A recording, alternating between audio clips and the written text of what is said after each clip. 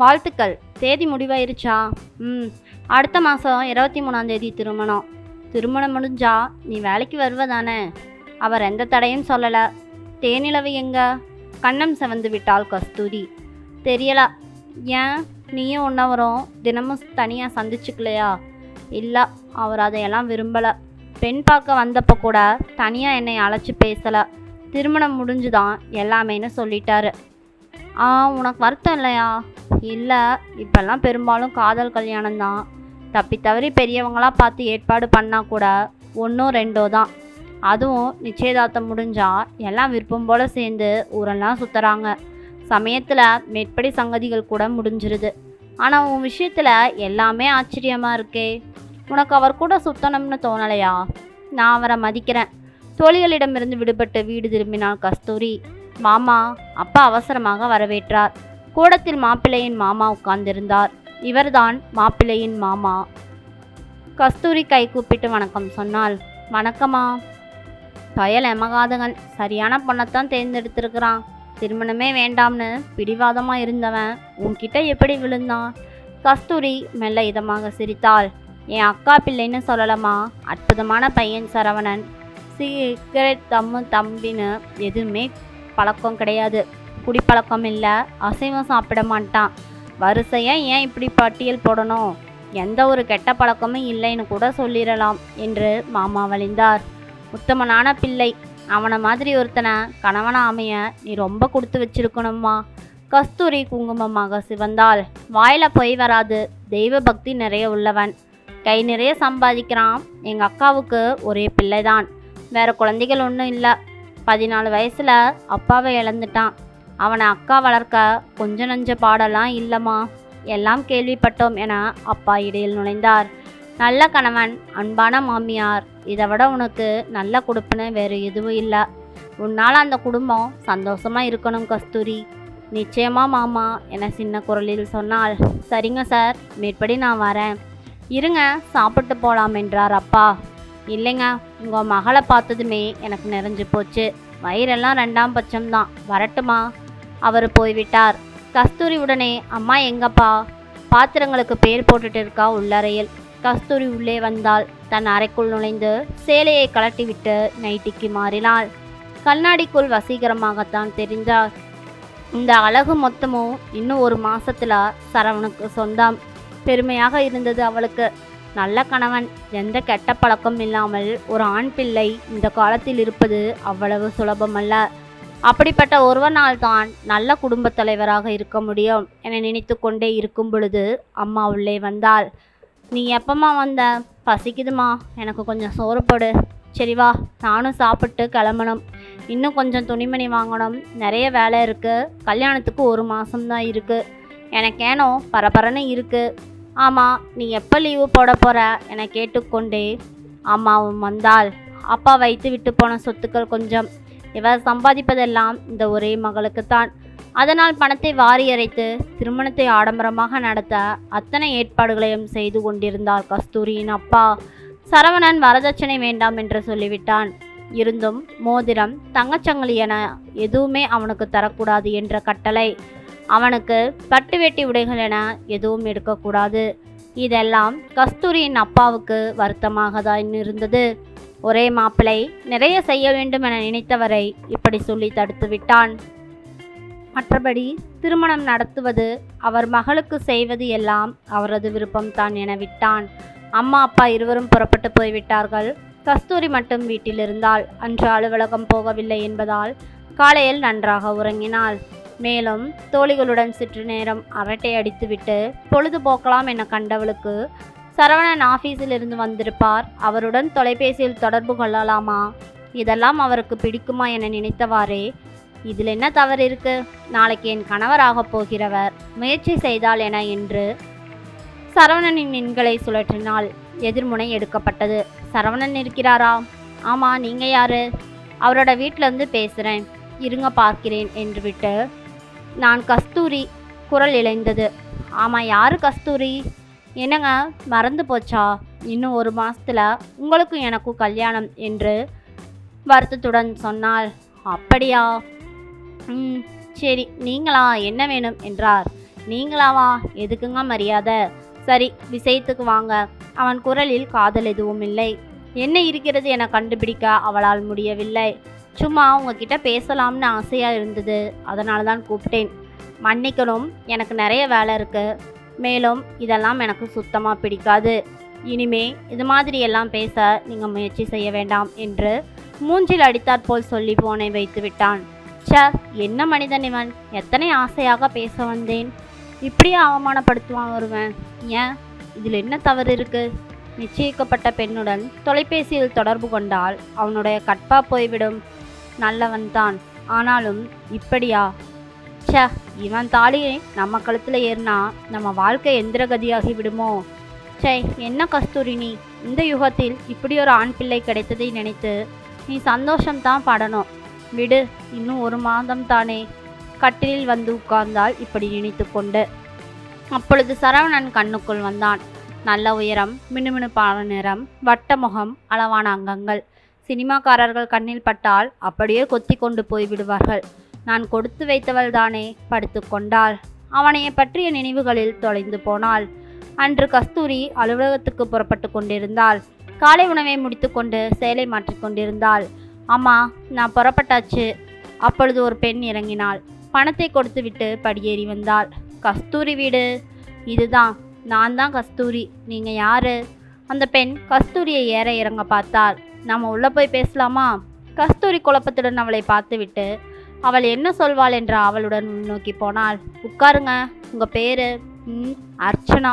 உங்களை இதுக்கு முன்னால் நான் பார்த்ததே இல்லை. நீங்கள் இங்கே வந்ததன் நோக்கம்? சொல்லத்தானே போகிறேன்.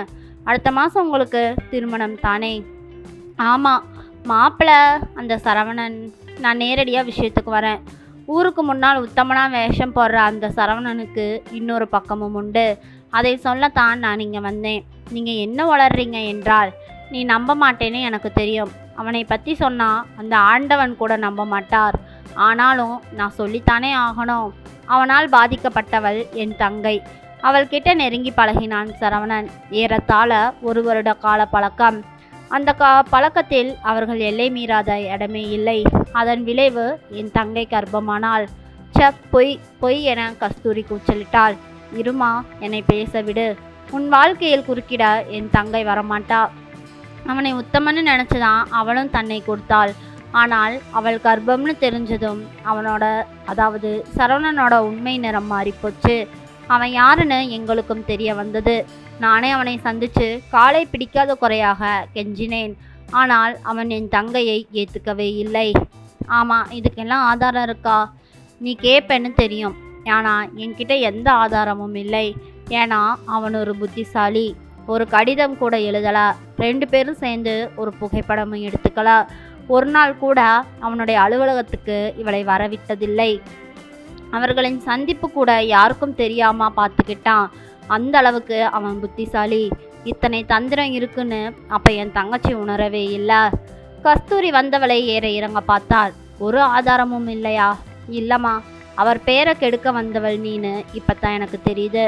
கஸ்தூரி, நான் சொல்கிறத கேளு. என் தங்கையோட கர்ப்பத்தை நான் கலைச்சாச்சு. களங்கமான அந்த நாட்களை அவளும் மறந்துட்டு வேற வாழ்க்கை வாழ தொடங்கியாச்சு. ஆனால் நீ அவனோட மனைவியாக போற. வாழ்நாள் முழுக்க நீ ஒரு வேடதாரியோட போராடணும். விடுங்க, அதை நான் பார்த்துக்கிறேன். நான் நியாயம் கேட்க போனப்போ குடிபோதையில் இருந்தான் சரவணன். அவன் முகமே எங்களுக்கு தெரியக்கூடாதுன்னு சிகரெட் புகையால் ஒரு வட்டத்தை போட்டுட்டான். இவனை விட ஒரு நல்ல கணவன் யாருக்கு கிடைக்கும்? நன்றிங்க, நீங்கள் சொன்னதுக்கு. நீங்கள் போகலாம். சரி விடு, விதி யாரை விட்டது? உனக்கு என்னுடைய ஆழ்ந்த அனுதாபங்கள் என அவள் சரால் என படியிறங்கி போய்விட்டாள். என்ன கஸ்தூரி இது? விடுமா, இதெல்லாம் பொய், அப்பட்டமான பொய். சரி, அவங்க நம்ம வீட்டை தேடி வந்து ஒருத்தி எதுக்கு இத்தனை அருவருப்பான பொய்யை சொல்லணும்? இதில் அவளுக்கு என்ன லாபம்? அம்மா, சரவணன் நல்லவர்னு ஊருக்கே தெரியும். அவர் வேணும்னு இவ தங்க ஆசைப்பட்டிருக்கா. ஏதாவது முயற்சி செஞ்சிருப்பா. அவர்கிட்ட பலமாக அவமானப்பட்டிருப்பாள். அதோட விளைவு தான் இது. அந்த ஆத்திரம் தலைக்கேறி அவள் நம்மளை பழிவாங்க வந்திருக்கா. அப்படியா கஸ்தூரி சொல்கிற? ஆமாம்மா, எனக்கு என்னமோ பயமாக இருக்குது கஸ்தூரி. திருமண ஏற்பாடுகள் நடக்கிற இந்த நேரத்தில் இது மாதிரி. இதை பாரு, நான் அவரை 100% நம்புகிறேன். கட்டிக்க போகிறவன் நான். நீ ஏன் கவலைப்படுற? எனக்கு நேரம் ஆயிடுச்சு, நான் புறப்படுறேன். நாளடி நடந்த கஸ்தூரி சட்டென நின்றாள். டீஃபாயில் ஒரு புத்தகம் வைக்கப்பட்டிருந்தது. ஏமா, அந்த பொண்ணு கொண்டு வந்த புத்தகமா இது?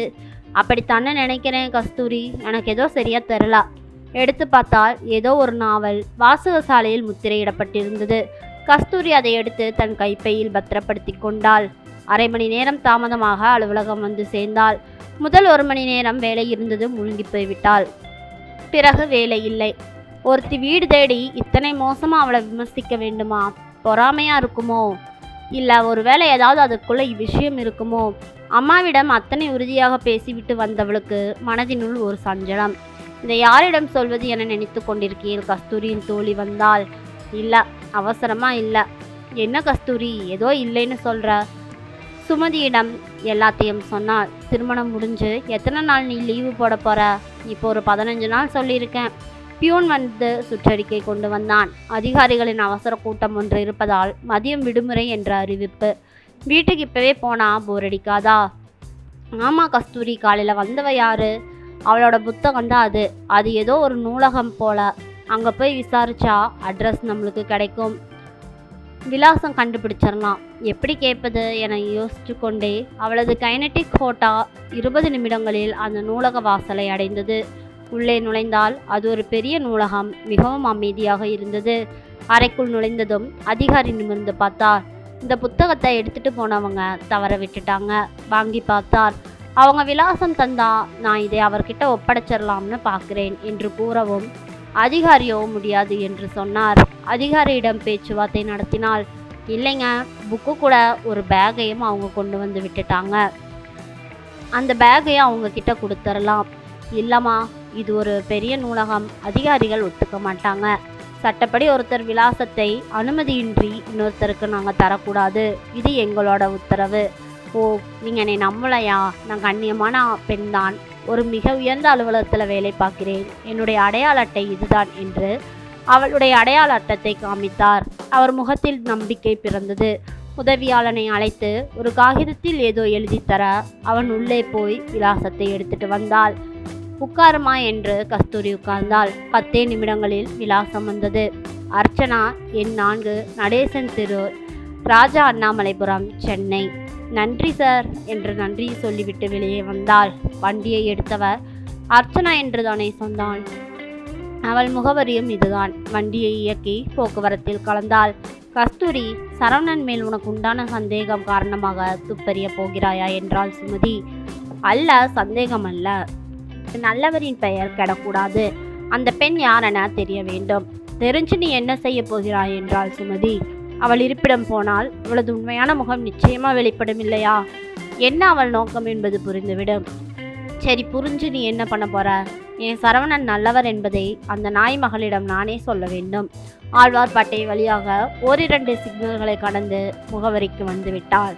கிட்டத்தட்ட 2வது பிரதான சாலையை பிடித்து உள்ளே சென்று கொண்டிருக்கும் பொழுது எதிரே ஒரு வண்டி வந்தது. அதை பார்த்ததும் அவளுக்கு பக்கென்றிருந்தது. கண்களை இடுக்கி கொண்டு பார்த்தாள். ஆமாம், அது சரவணன் தான். சரவணனே தான். இங்கே எதுக்கு வந்திருக்காரு? அவன் அந்த பகுதியை கடந்து வேகமாக 2வது பிரதான சாலையில் திரும்புவது தெரிந்தது. திக்கென்றது கஸ்தூரி. அங்குதான் போகிறார். உடனே பார்க்க வேண்டுமே என சாவியை போட்டு வண்டியை இயக்கினாள். அவளும் அதே தெருவில் நுழைய நடேசன் தெருவுக்குள் சரவணனின் வண்டி சென்றது. கிட்டத்தட்ட அர்ச்சனா சொன்ன முகவரியின் வீடும் அதேதான். கிட்டத்தட்ட அவளுக்கு பாதி ஊர்ஜிதமானது. கஸ்தூரிக்கு படபடப்பு கூடி போனது. வண்டியை வெளியே நிறுத்திவிட்டு மதிலுக்கு பின்னால் தன்னை மறைத்து கொண்டாள். சரவணன் படிகளை ஏறி 3வது மாடியை அடைந்து விட்டான். கிட்டத்தட்ட அர்ச்சனாவின் பிளாட்டும் அதே இதுதான். மொத்தமாகவே 4 வீடுகள் தான். அப்படியே அவன் நின்றான் ஒரு கதவின் முன்பு. ஓ, அப்போ அர்ச்சனாவை பார்க்கத்தான் சரவணன் வந்தாரா? அப்படியானால் அந்த காலையில் வந்த பெண் சொன்னதெல்லாம் உண்மையா? ஆம், கஸ்தூரிக்கு இப்பவே கண்களை இருட்டி கொண்டு வந்து விட்டது. அப்பா பார்த்த மாப்பிள்ளை இப்படி ஒரு கெட்டவனாக இருப்பார் என்று அவளுக்கு தெரியவே இல்லை. அவளின் வாழ்க்கை பெரிய கேள்விக்குறியாகி போனது. அப்போ அந்த பெண்ணும் சரவணனும் நெருங்கி பழகியதெல்லாம் உண்மைதானோ? ஒருவேளை அவளின் கர்ப்பத்துக்கு இவன்தான் காரணமாக இருப்பானோ?